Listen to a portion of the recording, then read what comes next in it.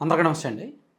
సాధారణంగా మనిషి బతుకున్నప్పుడు రాజకీయ అభిప్రాయాలు ఎలా ఉన్నా, రాజకీయంగా పోరాటాలు ఎలా ఉన్నా, వాళ్ళ మీద ఎవరు ఎంత ఫైట్ చేసినా, మనిషి చనిపోయిన తర్వాత అన్నీ మర్చిపోయి కలిసిపోతారు.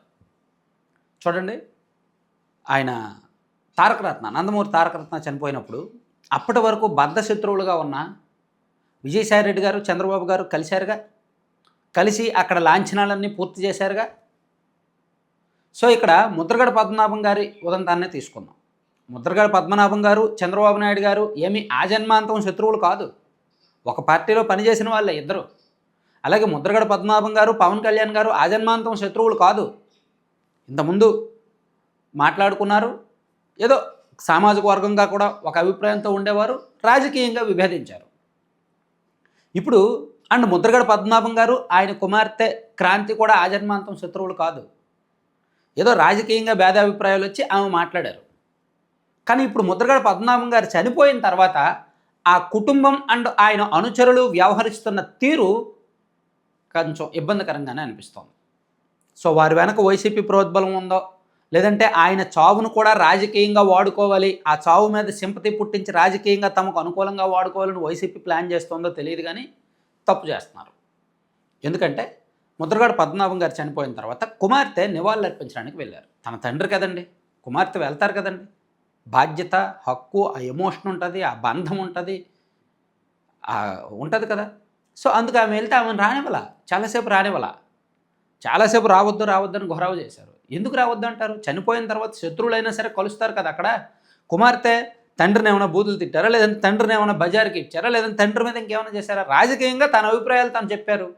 వాళ్ళ తండ్రి కూతుర్ల మధ్య జరిగినవేవో బయట అనుచరులకు ఎందుకు, రాజకీయానికి ఎందుకు వాడుకోవాలి ఈ సంఘటనను, వాళ్ళిద్దరి మధ్య ఉన్న వ్యవహారాన్ని? పాపం ఆమెను చాలాసేపు అడ్డుకొని ఆమె చివరికి ఏడ్చేసరికి, గోల్ చేసేసరికి వీళ్ళు నివాళులు అర్పించారు. నివాళులు అర్పించినప్పుడు కూడా తాకొద్దు, ముట్టుకోవద్దు అన్నారు. చూడండి, అలాగే ప్రభుత్వం ముద్రగడ గారిని అంత్యక్రియలు ప్రభుత్వ లాంఛనాలతో నిర్వహించాలి అని చెప్పి ప్రభుత్వం అనుకుంది. ఈ మేరకు మార్గదర్శకాలు జారీ చేశారు ఆ జిల్లా అధికారులకు.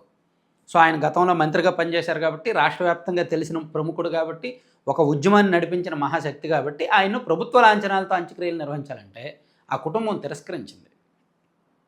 సో కాపు ఉద్యమ నేత మాజీ మంత్రి ముద్రగడ పద్మనాభం అంత్యక్రియలను ప్రభుత్వ లాంఛనాలతో నిర్వహించాలని కూటమి ప్రభుత్వం తీసుకున్న నిర్ణయాన్ని ఆయన కుటుంబ సభ్యులు తిరస్కరించారు. బతికున్న సమయంలో ముద్రగడను అనేక విధాలుగా అవమానించారని, ఇప్పుడు అధికారిక గౌరవాలు, సానుభూతి అవసరం లేదని స్పష్టం చేశారంట.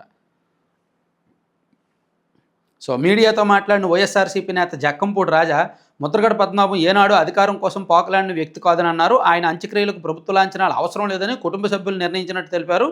నివాస ఆవరణలోనే హిందూ సాంప్రదాయాల ప్రకారం ఆయనకు అంత్యక్రియలు నిర్వహించనున్నట్టు తెలిపారు.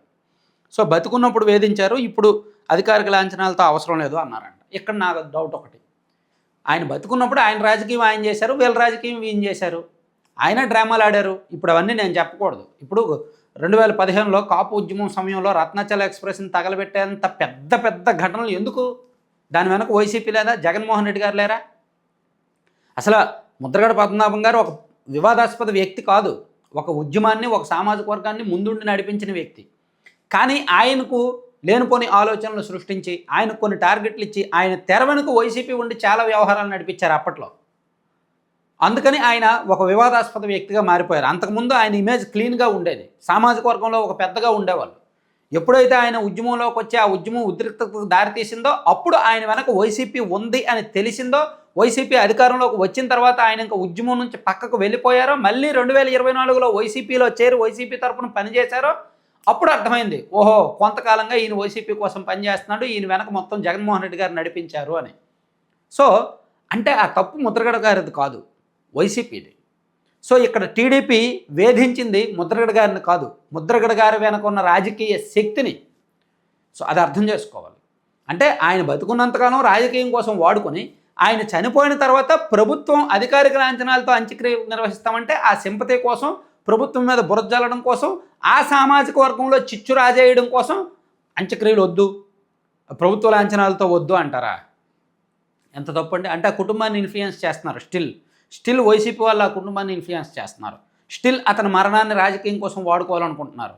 స్టిల్ చాలా తప్పుడు విధానంలో వెళ్తున్నారు. కాబట్టి ఆ సామాజిక వర్గం చాలా, ఎందుకంటే ఆ సామాజిక వర్గాన్ని రాజకీయంగా వాడుకోవాలి అనే వైసీపీ ఆలోచన. ఆ సామాజిక వర్గాన్ని కూటమికి దూరం చేయాలనే వైసీపీ ఆలోచన. అందుకు ముద్రగడ పద్మనాభం గారి మరణం కూడా వాళ్ళు వదలడం లేదు అనేది అర్థమవుతుంది. అందుకే ఆ కుమార్తెను అడ్డుకున్నారు. అండ్ ప్రభుత్వం లాంఛనాలతో అంత్యక్రియలు చేద్దామంటే వద్దంటున్నారు. ఒక వ్యక్తి చనిపోయిన తర్వాత ఏ ఏ గౌరవం వచ్చినా తీసుకోవాలి. అది ఆ వ్యక్తికి గౌరవం. కానీ ఆ కుటుంబాన్ని రెచ్చగొట్టి, ఆ కుటుంబాన్ని తప్పుదోవ పట్టించి వీళ్ళు అలా చేస్తున్నారేమో అనిపిస్తుంది. మీ అభిప్రాయం ఏంటనేది కూడా కామెంట్ చేయండి.